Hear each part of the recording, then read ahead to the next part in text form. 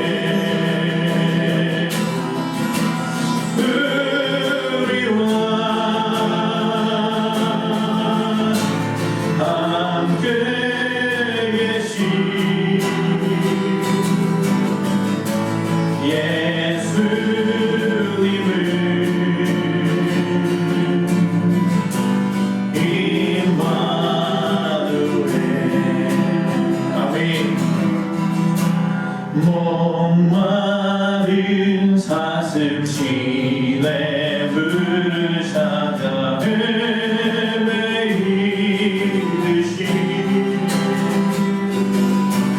내 영혼 주를 찾기에 갈급하나이다.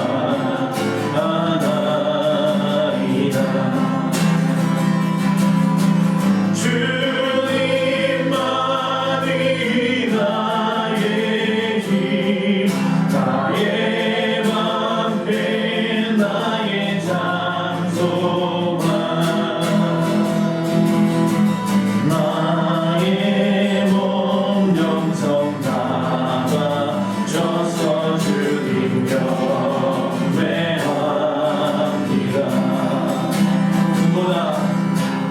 금보다 귀한 나의 주님 내게 만족 주신 주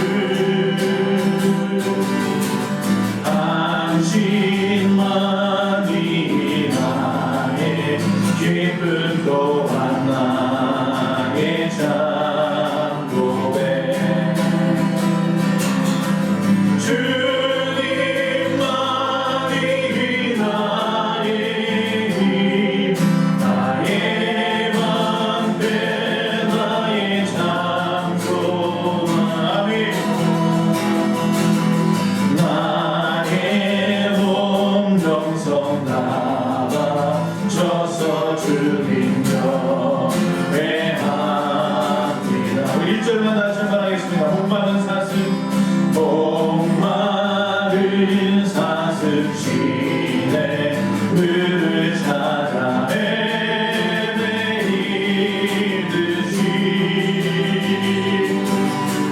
내 영혼 주를 찾기에 갈급하나이다.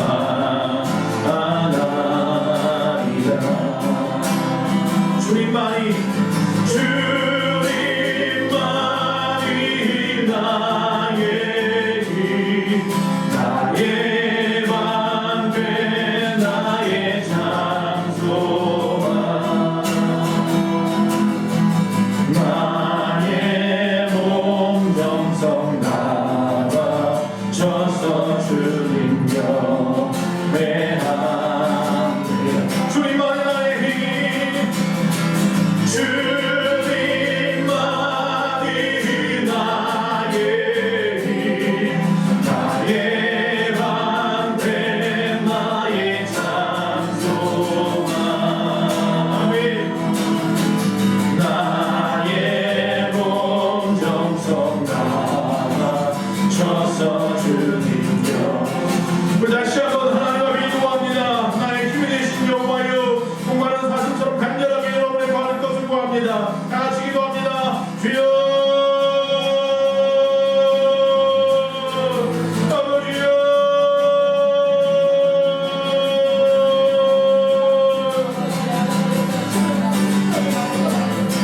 아버지, 목마른 사슴 같은 심령들이 주님의 영생하는 생명수를 받기 위하여 마시기 위하여 이 시간 생각하는 분들이 있습니다. 나의 힘이 되신 여호와의 내가 주님을 바라봅니다. 간절한 마음으로 주님을 찾습니다. 주여, 이 시간 내 문제를 아시는 아버지 하나님, 주님 도와주세요. 아버지 하나님, 이 시간 아버지 간절한 마음으로 주님을 찾는 자마다 아버지 부르짖는 자마다 응답하여 주신다 말씀하셨사오니 무천 않게 하시며 궁금한 것으로 해주시라고 말씀하시주여. 이 시간 아버지 하나님 앞에 모든 마음 다하여 아버지 앞에 예배합니다. 주여, 주님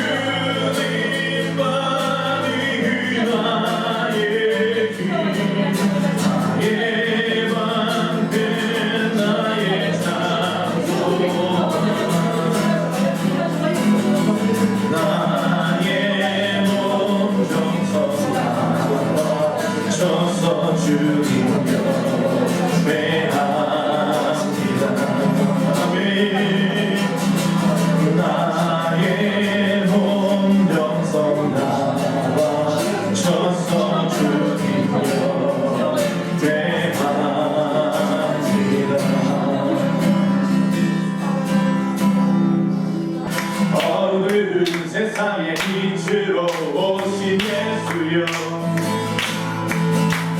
어두운 세상을 밝히러 오신 예수여 나의 어두운 마음속에 들어오셔서 나의 어두운 맘 밝혀주소서 빛으로 오신 예수여 빛으로 오신 예수여 빛으로 오신 예수여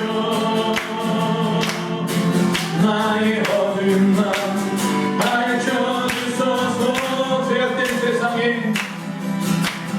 죄악된 세상의 빛으로 오신 예수여 죄악된 세상을 밝히러 오신 예수여 나의 더러운 마음속에 들어오셔서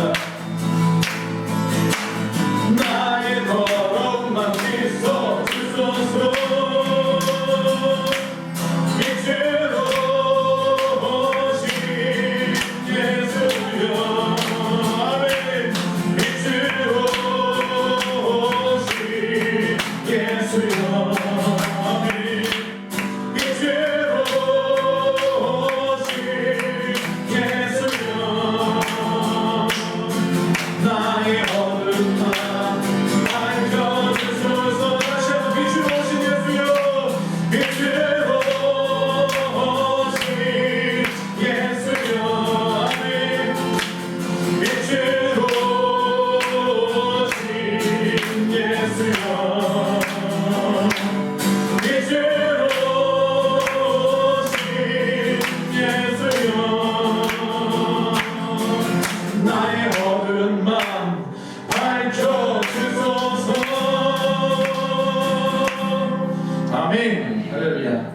마태복음 4장 23절에서 25절까지 우리 다 같이 한 목소리로 읽겠습니다. 시작.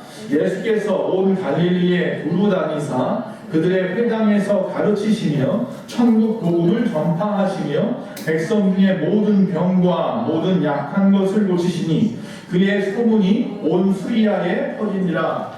사람들이 모든 앓는 자 곧 각종 병에 걸려서 고통당하는 자, 귀신 들린 자, 간질하는 자, 중풍병자들을 데려오니 그들을 고치시더라. 갈릴리와 데가볼리와 예루살렘과 유다와 요단강 건너편에서 수많은 무리가 따르니라. 아멘. 할렐루야.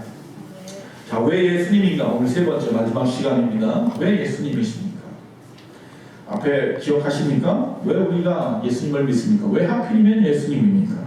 예수님께서 나의 죄를 구원하셨기 때문이 첫 번째였고, 그리고 그분께서 나의 모든 것 가운데 응답하시고 풍요롭게 하시고 나를 통하여 나를 위하여 자신을 내어주심으로 말미암아 당신의 사랑을 우리에게 확증하신 살아계신 하나님이기 때문에 우리가 예수님을 믿는다 그랬습니다.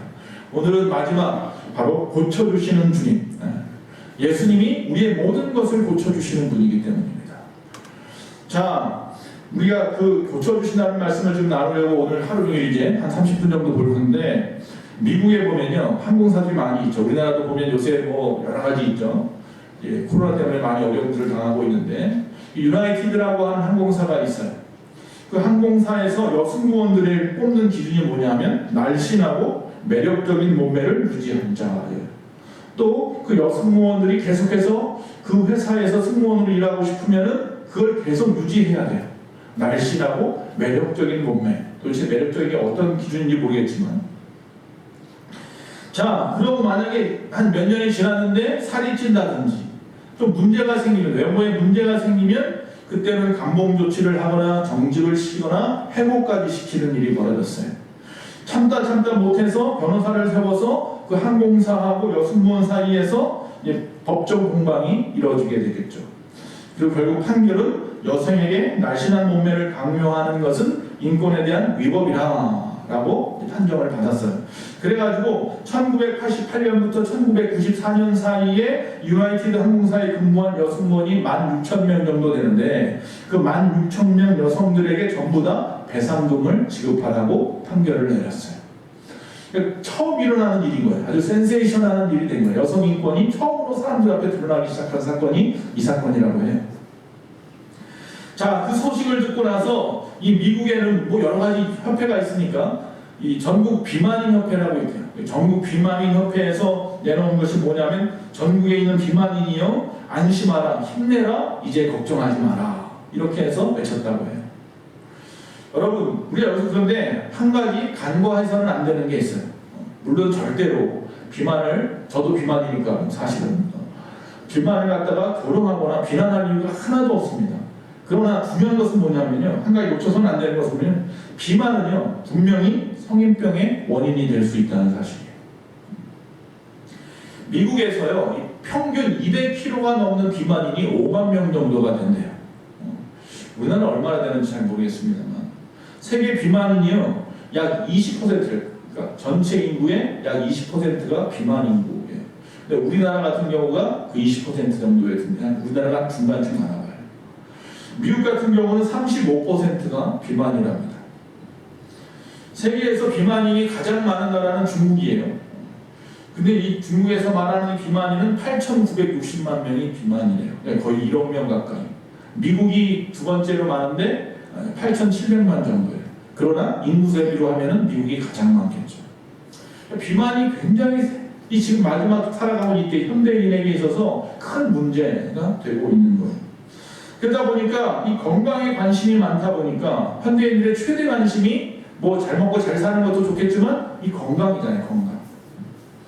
그래서 모든 사람의 희망사항인 건강인데 이 건강을 절실히 모든 사람들이 요구하고 있고 바라고 있는데 또 세상은 그러면 그럴수록 더 많은 병들이 나오고 더 많은 전염병들이 나와요. 지금 코로나 때문에 얼마나 많이 어렵습니까? 다시 말하면 병의 종류가 다양해지는 것에 비해서 치료 방법은요 따라가지 못한대요. 그러니까 더 많은 병들이 더 많이 이 세상 가운데 드러나고 있는 거예요. 의술이나 어떤 약학이 아무리 첨단화 된다고 해도 이 병을 갖다가 더 많아지는 병, 더 심해지는 이 병을 갖다가 따라잡을 수가 없다고 합니다. 거기에 문제가 있는 거죠.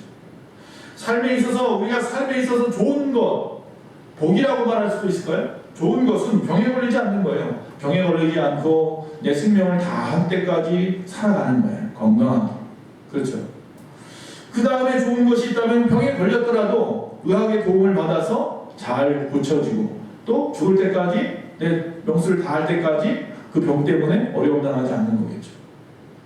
그런데 더 좋은, 가장 좋은 것은 뭐냐면 주님을 만나는 거예요. 할렐루야. 주님의 능력으로 우리의 영혼도 구원받고 우리의 육신도 고침받을 수 있는 거예요. 오늘은 그래서 이 고침받는 것, 고쳐주시는 예수님, 가장 복된 소식이라고 할 수 이 땅에서 그 소식을 전하려고 하는 것입니다. 영어로 이 병이라는 말은요, disease라고 하죠. 근데 이 말은 뭐냐면 이 this라고 하는 거, 아니다라는 말하고 또 is라고 하는 편하다는 말이 합쳐진 거예요. 그러니까 편하지 않은 게 병이라는 얘기예요. 그러니까 우리나라도 옛날에 그랬잖아요. 편치 않다 그러잖아요. 어디 아파 그러면 편치 않아. 편하지 않는 것은 다 병인 거예요. 그러니까 병은 꼭 육신만이 아니라 정신적으로 영적인 것도 병인 거예요. 그러니까 전인격적인 병이라고 말을 하죠. 여러분, 육체적으로 편치 않은 사람도 있고 정신적으로 편치 않은 사람도 있고요. 또 영적으로 편치 않은 사람들도 있습니다. 어떤 사람은 육신은 건강한데 영혼이 병든 사람이 있고 어떤 사람은 영혼이 건강한데 육신이 병든 사람도 있습니다. 아니면 아예 영혼도 육신도 골고루 다 병든 사람들도 있어요. 소위 말하면 이런 사람들은 중환자예요, 중환자. 저와 여러분은 최소한 영은 건강하신 줄로 믿습니다. 할렐루야. 영적으로 건강하다는 거 굉장히 중요한 일입니다. 자, 병의 원인은 무엇입니까? 성경에서 말하는 병의 원인을 좀 찾아보려고요. 첫 번째는 뭐냐 하면 죄값이에요, 죄값. 창세기 3장에 보면요, 죄를 지은 아담 그리고 하와가 저주를 받는 사건이 나와요. 선악과를 따먹음으로 말미암아서 하나님의 말씀을 어김으로 말미암아.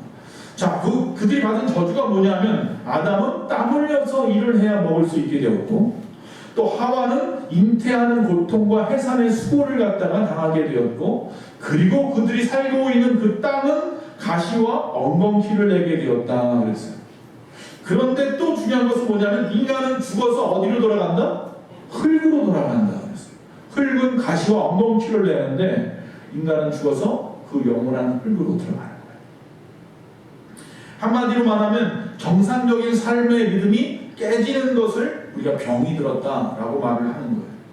음악도 리듬이 깨지면 듣기 싫어요. 노래가 되지를 않아요. 마찬가지로 인간의 삶도 저주를 받아서 정상적인 리듬이 깨져버리면 더 이상 사람으로서의 그 조치, 사람으로서의 가치를 잃어버리게 되는 거예요. 그러니까 병들지 말아야 합니다. 병이 들었다면 낫기를 위해서 어떻게 해야 돼요? 끊임없이 하나님 앞에 기도해야 됩니다. 자, 앞에서 말씀드렸습니다. 인간의 삶의 저주라고 하는 것, 정상적인 리듬이 깨지는 것, 이게 병이라고 했어요. 죄값이 병이라고 했어요. 자, 로마서 5장 12절에 보니까 바울이 이렇게 말합니다. 그러므로 한 사람으로 말미암아 죄가 세상에 들어오고, 아담과 하와 때 얘기하면 또 죄로 말미암아 사망이 들어왔어요. 그래서 이와 같이 모든 사람이 죄를 지었으므로 사망이 모든 사람에게 이르게 되었다 그랬어요. 다시 말하면 우리 안에 죄가 들어와서 죽게 된 거예요. 죄가 들어오지 않았다면 아담과 하와가 아마 에덴 동산에서 영생할 수도 있었어요. 그런데 죄가 이 땅에 들어오고 그것이 각 사람에게 임함으로 말미암아서 그 죄로 말미암아 저와 여러분에게 나타나는 결과는 죄의 싹은 뭐예요? 사망인 거예요. 우리가 지은 죄를 회개하지 않으면 누구나 우리는 뭐예요? 죽게 되었다. 자, 우리가 죄를 갖다 지었어요. 근데 그 죄의 그 질에 아니면 그 어떤 크기? 뭐라고 할까요?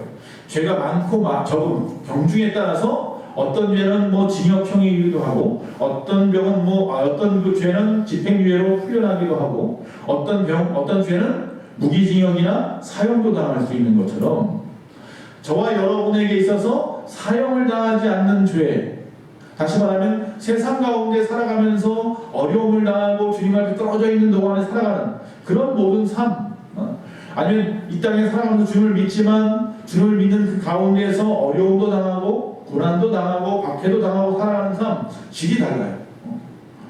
즉 주 안에서 주를 믿는 자들이 당하는 고난은 그것은 결코 우리를 사망으로 이끌지 않아요. 그것은 사형 선고가 아니에요. 그러나 주를 믿지 않고 당하는 모든 고난이나 어려움들은 결국 마지막에 뭐예요? 사형 선고를 받은 거예요. 그러니까 지금 이 세상에 사형 선고를 받고 살아가는 사람들이 여러분 주변에 얼마나 많은지 몰라요.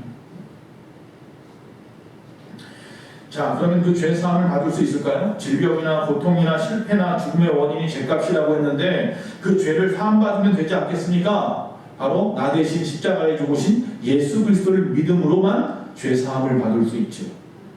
다시 말하면 앞에서 말씀한 것만 딱 들으면 기분 나쁠 수 있어요. 나도 지금 병이 있어요. 저도 지금 당뇨가 있어요.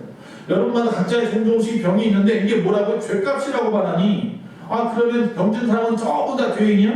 여러분, 모든 세상 사람들이 죄인이라니까요. 그걸 잊어버리면 나만 죄인이라고 말하는 것처럼 들릴 수 있는데 모든 사람이 죄인이에요. 그래서 모든 사람이 다 병이 들 수 있어요. 그리고 그가 예수를 믿지 않는 한 그 병은 그에게 저주예요. 그 얘기를 하는 거예요. 그러나 우리가 예수를 믿음으로 말미암아 우리 가운데 있는 이 병은 더 이상 저주가 아니라요. 하나님이 나에게 뜻이 있어서 주시는 은혜가 될 수도 있고요. 어떤 하나님의 뜻이 이 땅에서 이루어지는 방법이 될 수도 있는 거예요. 그래서 오히려 병든 것이 어떤 사람에게는요 복이 될 수도 있어요. 그 병으로 말미암아 많은 사람에게 도리어 하나님의 은혜를 세상 가운데 얼마나 많은 사람들이 펼쳐내고 간증하며 살아갑니까? 병을 꼭 고쳐야만 간증합니까? 그렇지 않잖아요. 닉 부이치치 같은 사람 같은 경우는 고칠 수 없는 병인데도 불구하고 그것을 가지고 오히려 하나님 앞에 많은 사람들 앞에 희망을 주는 메시지를 전한단 말이죠. 그 이야기를 하는 거예요. 즉 병의 원인은 죄값인데요. 근데 이 죄값인 이 병이라고 하는 것을 예수를 믿음으로 죄값이 아니라 은혜로 바꿀 수 있다는 거예요. 하나님의 은혜의 병이 될 수 있는. 하나님이 나를 통해서 사람들에게 복음의 씨앗으로 주신 병일 수도 있다는 거예요. 마치 내 은혜가 내게 족하다. 바울에게 주님께서 말씀하신 것처럼. 두 번째, 이 병의 원인은 죄값이고요. 두 번째는 뭐냐면 지나친 근심이나 걱정 때문일 수 있어요. 잠언서 17장 22절 다 같이 시작. 마음의 즐거움은 양약이라도 심령의 근심은 뼈를 마르게 한다. 할렐루야. 여러분, 이 심령의 근심, 마음의 근심은 우리의 뼈를 마르게 한다. 분명히 성경에서 그렇게 말씀하고 있어요. 또 잠언서 18장 14절입니다. 사람의 심령은 그의 병을 능히 이기려니와 심령이 상하면 그것을 누가 일으키겠느냐. 여러분, 이 심령이 그 병을 능히 이길 힘도 있고요. 아니면 오히려 그것 때문에 병이 들 수도 있다는 거예요. 마음먹기 달렸다고 보통 표현을 하죠. 마음먹기 달렸다는 거예요. 그래서 이 두 구절 앞에서 본 이 잠언서 두 말씀을 갖다가 합쳐보면 결국 뼈를 마르게 하는 것, 또 사람을 쓰러뜨리는 것도 다 뭐예요? 마음이라는 거예요. 마음. 현대 의학 용어로 말하면 뭐라고 말하냐면 시민성 질환이라고 말하는 거예요. 시민성 질환. 다시 말하면 마음이 원인으로 작용하여서 우리 가운데 질병이 유발되는 경우도 있잖아요. 이걸 시민성 질환이라고 하는데 보통 현대의학자들은요, 모든 질병의 70%가 바로 이 마음 때문이라는 거예요. 걱정과 근심, 온갖 스트레스 같은 것이죠. 그래서 스트레스가 모든 질병의 원인이라고들 말하잖아요. 두 번째 뭐예요? 마음가짐이 중요한 거예요. 마음가짐. 세 번째, 과욕 때문이, 욕심이라고도 하고 과욕 때문이 사람이 살아가면서. 야고보서 1장 15절에 보면요, 욕심이 잉태한 즉 죄를 낳고 죄가 장성한 즉 사망을 낳는다. 너무나 잘 아는 말씀이죠. 여러분, 이 욕심, 과자를 쓰는 거예요. 앞에 과욕이라고 제가 말씀을 드렸는데 이 과자가 앞에 붙은 낱말 치고 좋은 낱말이 별로 없습니다. 과소, 과음, 과식, 과로, 과적, 과욕, 과민, 별로 안 좋은 거예요. 그러니까 넘치는 것이 항상 좋은 게 아니에요. 우리가 위가 상하고 간이 상하고 이 장에 병이 드는 가장 큰 이유가 바로 과식, 과음, 과로 때문이에요. 자기 욕심을 절제하지 못하면서 병이 생기는 경우들이 있다는 거예요. 물론 그 외에도 여러 가지 이유 때문에 병이 우리 가운데 침투하여 옵니다. 중요한 것은 병의 원인이나 병의 종류를 갖다가 아는 것도 중요한데 그보다 더 중요한 것은 뭐냐면 먼저 때를 놓치기 전에 그 병을 고치는 게 더 중요해요. 그래서 지금 코로나19의 발병이 왜 일어났느냐, 어디서부터 출발했느냐, 지금 이제 막 따지기 시작하는데 이게 처음부터 이것만 갖고 붙잡았다면 지금 이렇게 코로나를 갖다 점령하느니 백신이 나오느니 그러지도 못했을 거예요. 그래도 각 나라들이 어디서부터 출발했느냐 그것 가지고 따지고 싸우고 손해배상 청구하고 뭐 그러지 않고 먼저 백신 개발하는 데 신경을 쓰다 보니까 그래도 지금 1년 반밖에 안 되었는데 저희가 숨을 쉬면서 살 수 있게 된 거예요. 저도 백신을 맞아서 이렇게 마스크 벗고 그나마 아크릴판이라도 놓고 말씀을 전해도 된다고 공문이 날라와서 저번 주일부터 이렇게 마스크 벗고 말씀을 전할 수 있어서 얼마나 감사한지 몰라요. 여러분, 우리가 이 땅에 살아가면서 자기 욕심을 절제하지 못하면 병이 생겨요. 그런데 중요한 것은 앞에서 말한 세 가지, 죄값이니 아니면 또 앞에서 말하는 과욕이라든지 뭐 이런 것 때문에 생기는 이 죄의 문제, 마음가짐이라든지 이런 모든 문제들을 아는 것도 중요하겠지만 더 중요한 것은 고치는 방법이에요. 고치는 방법이 중요하죠. 아, 당신은 이래서 병들었어요. 계속 병들어서 힘들어 죽겠는데 그 사람한테 끊임없이 당신은 이것 때문에 병들었어. 술 많이 마셔서 병들었어. 담배 많이 펴서 병들었어. 맨날 스트레스 때문에 병들었어. 그 얘기만 하고 있으면 의사가 그 병자는 답답한 거예요. 난 지금 여기 고치러 왔지 왜 병들었는지 알고 싶은 게 아니야 지금은. 할렐루야. 자, 그럼 어떻게 고칠 수 있습니까? 첫째, 자신을 갖다가 이 땅에 창조하신 하나님의 뜻이 있을 거란 말이죠. 창조의 그 원형을 회복하면 됩니다. 할렐루야. 인간은 하나님의 피조물입니다. 한 사람도 하나님이 만들지 않은 사람이 없습니다. 2000년, 수천 년 전 아담과 하와만 하나님이 만드신 것이 아니라 그 이후에 태어나는 모든 사람들이 다 하나님의 창조물이라는 사실인 거예요. 창세기 1장 27절에 하나님이 자기의 형상, 곧 하나님의 형상대로 사람을 창조하시되 때에 남자와 여자를 창조하셨다라고 말씀하고 있어요. 여러분, 하나님께서 하나님의 형상대로 사람을 창조했다고 말씀하고 있어요. 그러니까 우리 안에는 뭐가 있어요? 하나님의 형상이 있어요. 하나님의 성품이 있다는 이야기예요. 그런데 창세기 1장 31절에 보니까 하나님이 지으신 그 모든 것을 보시니 심히 보기에 좋았더라라고 말씀하신다는 거예요. 다시 말해 우리는 하나님의 형상이 우리 안에 있어 하나님이 만들어 놓고 너무 보기 좋으셨던 거예요. 그런데 그 형상을 잃어버렸죠. 뭐가 들어와서? 죄가 들어와서 하나님의 성품을 다 내려놔버렸어요. 빼앗겨버렸어요. 사탄한테. 그게 문제예요. 우리의 창조의 본래의 모습을 잃어버림으로 말미암아서요. 다시 말하면 우리 안에 있는 창조의 본래의 모습을 회복하면 되는 거예요. 즉 죄값으로 인하여 우리가 우리 병이 왔다고 했으니까 죄의 문제를 해결하면 되는 것이고 우리가 하나님의 형상을 회복하면 되는 거예요. 자, 하나님의 형상을 회복한다는 이야기는 하나님을 닮아가는 삶을 살아가면 된다는 거예요. 이전에 있었던 내 안에 있는 모든 과욕도 잘못된 마음가짐도 전에 있던 모든 죄악된 것들도 다 내려놓고요. 다 벗어버리고 회개하고 이제 다시 하나님의 형상을 회복하기 위하여 하나님의 성품으로 살아가야 되는 거예요. 사랑으로 살아가십시오. 할렐루야. 정말 이리 봐도 좋고 저리 봐도 좋아서 하나님이 너무 기뻐했던 우리 인간들인데 죄로 말미암아 그 모든 것을 잃어버렸으니 다시 하나님과의 관계를 회복하는 일만이 살 길이어서 주님이 우리가 스스로 그렇게 할 수가 없다는 걸 너무나 잘 아셔서 2000년 전에 이 땅에 예수님을 보내셨고 예수를 믿는 자마다 주님의 자녀로 하나님의 자녀로 우리가 하나님의 자녀가 되어 하나님을 아버지라 부를 수 있는 관계로 만들어 주셨죠. 이것은 뭐야? 새 계명이죠. 새로운 법이죠. 생명의 법이죠. 생명의 법이죠. 할렐루야. 그 법이 우리 가운데 이제부터 작동하기 시작하는 거예요. 예수 믿기 전에는 세상의 법, 죄악과 저주의 법 안에 살던 우리가 이제 예수 믿음으로 말미암아 이제 새로운 법, 예수 믿고 난 이후에 하나님의 자녀의 법으로 살아가는 거예요. 그 법은 사랑이에요. 그 법은 하나님과의 관계 속에 살아가는 거예요. 이제는 세상과의 관계 속에서가 아니라 하나님과의 관계가 우선순위 되는 거예요. 즉 인본주의 위에 신본주의가 새로 생겨난 거예요. 그게 법이에요. 즉 상위법이에요. 상위법. 하나님의 말씀이 상위법이 된 거예요. 그 사실을 기억해야 돼요. 하나님이 창조주이심을 우리가 인정해드리고 믿는 것이 첫 번째 단계라면 하나님과 관계 회복하는 방법이에요. 그렇다면 두 번째는 뭐냐면 인간과 세상을 창조하신 그 주님을 갖다가 인정하고 그분과의 친밀한 바른 관계를 회복하는 거예요. 믿고 끝나는 게 아니라 알았어.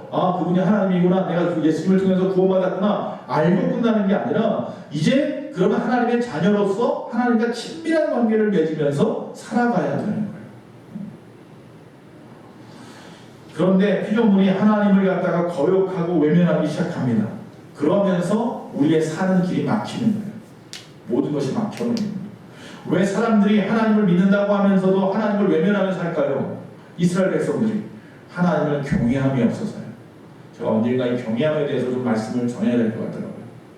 우리의 삶의 모습들이 전혀 하나님을 경외하지 않아요. 그래서 죄를 죄라고 생각하지 않아요. 하루하루의 삶이 소중하지도 않고요. 허투루 살아가요. 정말로 하나님을 위해 살아가는 것이 무엇인지 몰라요. 예수 믿는다면서도. 이사야서 45장 9절에 보면요. 질그릇이 나와요. 질그릇을 만든, 자기를 만든 사람을 향해서 왜 이렇게 만들었냐고 대들고 항변을 합니다. 그러니까 뭐합니까? 그 질그릇을 갖다가 깨트려 버렸다. 질그릇을 울리고 만든 분은 하나님이신데. 그래서 그 말씀을 보면 이렇게 말씀해요. 질그릇 조각 중 한 조각 같은 자가 자기를 지으신 이와 더불어 다툴진대 화 있을진저 진흙이 토기장이에게 너는 무엇을 만드느냐 또는 내가 만든 것이 그는 손이 없다 말할 수 있겠느냐. 하나님을 섬기고 창조의 질서를 따라 살아야 되는 거예요. 하나님의 말씀대로 살아가는 것을 말하는 거예요. 즉 우리가 이 하나님의 형상을 회복하자고 지금 말하잖아요. 이 병의 문제를 해결하려면 하나님의 그 형상을 회복해야 되는데 주님을 닮아가야 되는데 그렇게 어렵지 않아요. 말씀대로 살면 돼요. 말씀대로 순종하며 살아가는 것이 바로 그 삶이에요. 두 번째, 자, 앞에서 마음가짐 때문에 병이 들었다고 했으니 이제 뭐 하면 돼요? 마음가짐을 고쳐 먹으면 되는 거예요. 뭐 대선이나 뭐 총선이나 이렇게 이제 선거 때가 되면 그냥 지나가는 차 안에서 막 가요 유행가들이 막 나오잖아요. 국회의원 선거하거나 뭐 대통령 선거할 때 되면 가장 많이 나오는 노래가 이정현 씨 바꿔 그러잖아요. 바꿔. 근데 사실 정치인을 바꾸는 것도 중요하고 어떤 정당을 바꾸는 것도 다 중요한데요. 그보다 뭘 바꿔야 된다고요? 내 마음가짐을 바꾸는 게 더 중요해요. 어느 정당이 정권을 잡고 그것도 중요할지 모르겠지만 정말 하나님의 마음이 있는 자들, 백성을 사랑하는 마음이 있는 사람들이 정권을 잡았으면 좋겠어요. 백성을 자기 노리개춤으로 자기 이익을 위한 어떤 집단적으로만 생각하는 그런 사람들이 정치 안 했으면 좋겠어요. 정말 그들이 말하는 걸 들어보면 여러분 이제 옛날 같지 않아서 이제 많은 사람들이 들을 귀가 있어요. 이제 알아요. 저 사람들이 말하는 게 저게 자기 욕심 때문에 말을 하는 건지 정말로 백성들, 국민들을 사랑하는 마음에 사는 말인지 알아요. 알아듣기 시작하더라고요. 마음가짐이 중요합니다. 심신이 불안한 상태에서요 항암제를 쓰는 경우에요 안정된 상태에서 항암제를 쓰는 경우보다 이 치료하는 그 속도가 느리답니다. 그리고 그 안에 부작용도 많답니다. 그래서 심신이 불안한 것보다 안정된 상태에서 항암제를 쓰기 위해서 노력해야 된다고. 이 면역체계라고 하는 거, 면역체계의 중추를 이루는 그 T세포라고 하는 게 있는데 이 코로나19 지금 이때 면역력 굉장히 중요하잖아요. 우리 안에 T세포라는 게 중요한데 그게 바로 심신의 안정이 우리 가운데 있을 때에 더 많이 활성화된다는 거예요. 그러니까 불안증에 있는 사람들이 더 코로나에 더 많이 걸린다. 염려함이 많은 사람들. 프랑스의 국립과학연구소의 조르주 문하임이라고 하는 박사님은 이런 말을 했습니다. 성인 13,000명이 대상이 되어서 조사를 했는데 그들이 어릴 때의 그 가정 환경이 성인이 된 이후에 건강에 영향력을 미치더라는 거예요. 그러니까 어렸을 때 부잣집 가난한 집 이런 얘기가 아니라 어렸을 때 그 부모의 그 환경에 따라서 그 아이가 성장을 해서요 정말 충분하게 사랑을 받고 살아간 사람과 애정 결핍 속에서 살아간 사람들의 성인된 이후의 몸을 보니까 다른 사람에 의해서 2배 이상 술을 더 마시고 누가? 애정 결핍으로 살아간 사람들이. 그리고 담배는 2.4배 더 피우고 약은 1.5배를 더 복용을 하더라고 합니다. 어렸을 때부터 그 애정을 많이 쏟아 주어서 내가 사랑받고 사는구나. 그런 마음가짐으로 편안한 마음가짐으로 하루하루 살아가는 것이 중요해요. 그러니까 요새 보면 정말로 계속 뉴스에 나오는 사건들을 보면 자 이러면 안 되는데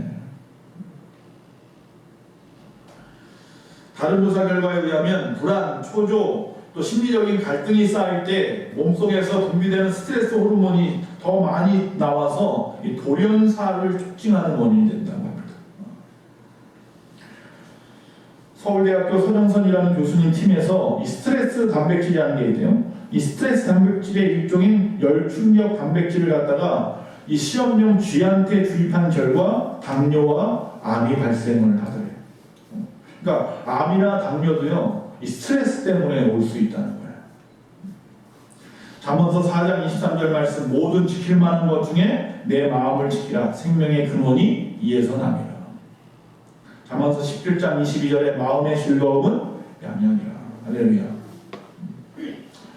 부정적인 마음을 긍정적으로, 의심하는 마음을 또 믿음 있는 마음으로, 또 절망하는 마음을 희망으로, 비난하는 마음을 칭찬하는 마음으로, 불평하는 마음을 감사하는 마음으로, 미워하는 마음을 사랑하는 마음으로 바꿔야 될 줄로 믿습니다. 즉 사람이 어떤 마음을 품느냐에 따라서 성공도 할 수 있고 실패도 할 수 있고 행복할 수도 있고 불행하다고 느낄 수도 있고 건강할 수도 있고 질병에 어려움을 당할 수도 있다는 거예요. 세 번째 가장 중요한 겁니다. 바로 예수를 믿어야 합니다. 마태복음 4장 23절 본문 말씀입니다. 백성 중에 모든 병과 모든 약한 것을 고치시니 할렐루야. 24절에 고친 내용들이 쭉 나와요. 사람들이 모든 앓는 자 곧 각종 병에 걸려서 고통당하는 자 귀신 들린 자 간질하는 자 중풍병자를 데려오니 그들을 고치시더라.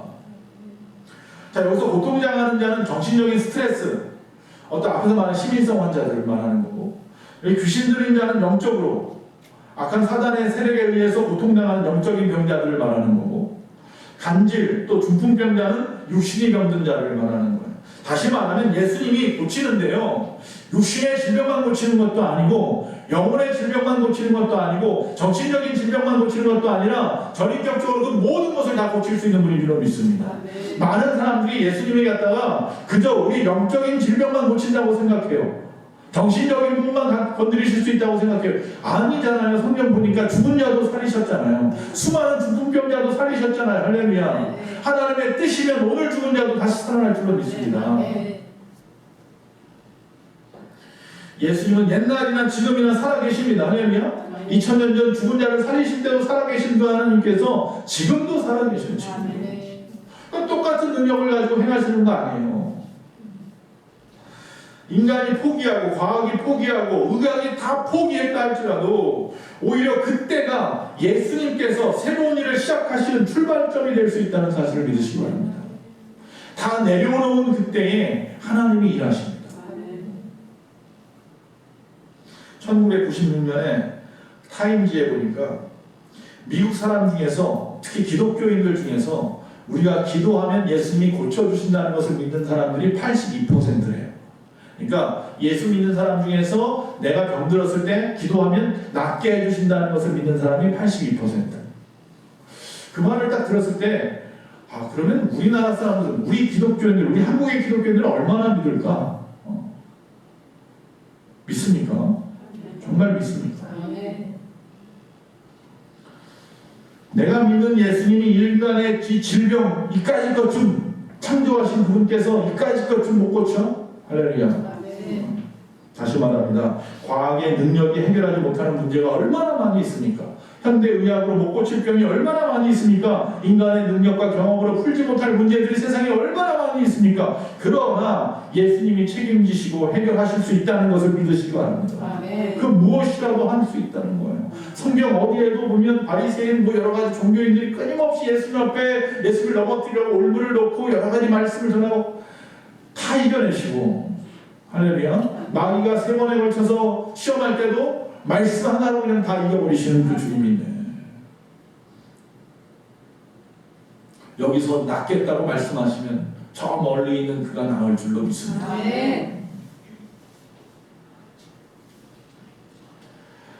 그런 말이 있습니다. 의사는 싸매고 하나님은 치료하신다. 믿습니까?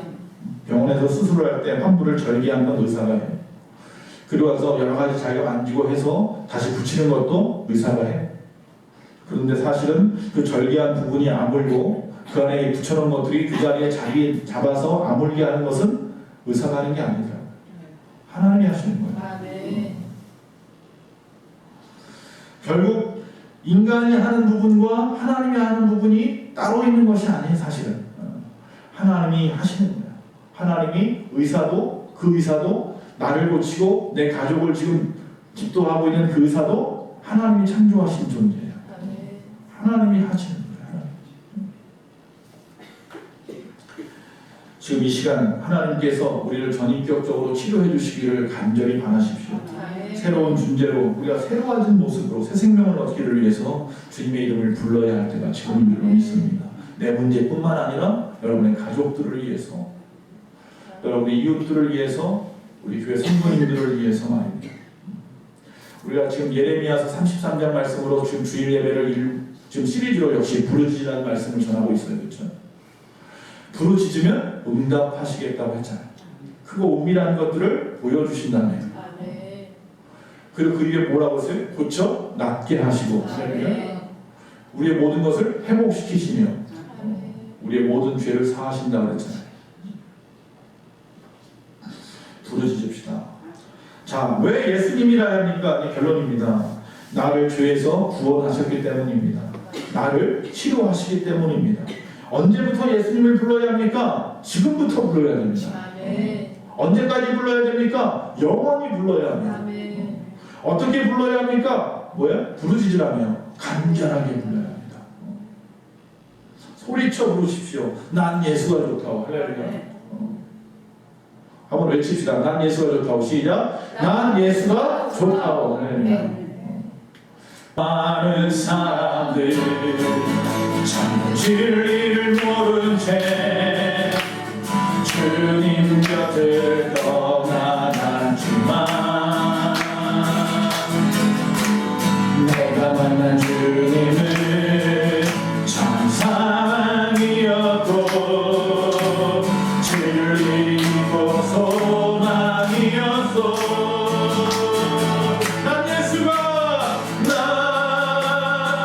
예수가 좋다오. 나 예수가 좋다오. 주를 사랑한다고 베드로 고백처럼 나 예수를 사랑한다오. 무거운 짐진자 내게로 오라. 내가 너를 쉬게 하리라.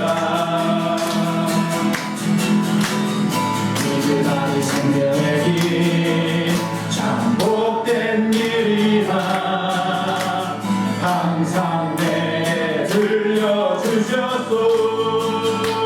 아멘. 나 예수가 좋다오. 난 예수가 좋다오. 주를 사랑한다고 베드로 고백처럼 난 예수를 사랑한다오. 형제 자매여 참된 행복을 찾거든 예수님을 만나보세요. 그로 인하여 참 평안을 얻으면 나와 같이 고백할 거요. 아멘. 나 예수가 좋다오. 난 예수가 좋다오. 주를 사랑한다고 베드로 고백처럼 난 예수를 사랑한다오. 다시 한번 난 예수가 좋다오. 난 예수가 좋다오. 난 예수가 좋다오. 주를 사랑한다고 베드로 고백처럼 난 예수를 사랑한다오. 한 번 더. 난 예수가 좋다오. 난 예수가 좋다오. 난 예수가 좋다오.